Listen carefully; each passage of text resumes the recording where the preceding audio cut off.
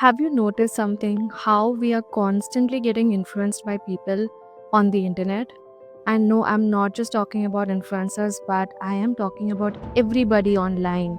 We are so easily influenced by everything that we watch. You open Instagram and someone is selling something or the other online. And the next thing you know that you have already added that to your cart. And no, I'm not just blaming everyone else. Even I have been there. I watch something, I get excited to buy it. I see someone's experience, I want to go there. You know, the whole concept of FOMO, fear of missing out, I think it has come from all of this, the internet, social media, and what you consume. It really shapes your life as well, if you know what I'm trying to say. So now the real question comes, how do you de-influence yourself? Well, mute accounts or unfollow people who you think are actually getting you sucked into that comparison mode, and you don't need those kind of people in your life, even in real life and even in the digital world. Before you just go into impulsive buying, maybe just think, wait for a few hours, figure it out. Do you really need it? Or am I just getting sucked into the whole comparison and the feeling of FOMO? Because, see, think of it this way: when we were not independently working and living our lives, we were under our parents' roof. When we asked for something because some other kid had that, our parents would say, no, you don't need it this month, you need it next month. And we had no other option but to wait, because obviously we were dependent on their income and them taking care of us. We were not independently working, so we had no other option but to wait. And by the time the next month would come, we would even eventually forget about it, because the whole trend or the whole fuss about that particular thing has probably died out. Or maybe even if it hasn't, it just made me realize eventually that okay, I didn't think I needed that.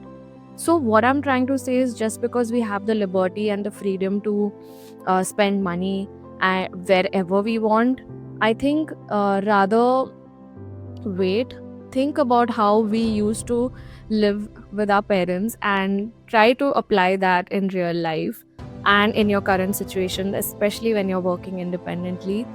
That way you even get to manage your finances better, and you, along with having the financial freedom, you get what I'm trying to say. And this is exactly why I have created a new broadcast channel on my Instagram, where I have named it 1% better together. So our daily life choices actually make us who we are, and that is what is going to make us better people in the future. We are just 50 days away from, getting done with 2025. I mean, the year has just flown by. So what I would suggest is, go to my Instagram, and you don't have to get influenced by it. Like I just spoke about the whole thing, you don't have to. You can get inspired. You don't have to get sucked into this. You choose selectively what you want in your life. So I have started this channel so that we can grow together. We can show up, we can be our accountability partners for each other, and you don't have to do it alone.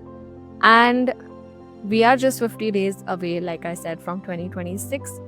Let's build daily habits, rituals, things that actually fulfill us in the long run, and not just by a temporary parcel that comes in, or a temporary experience that we felt like we needed but we actually didn't.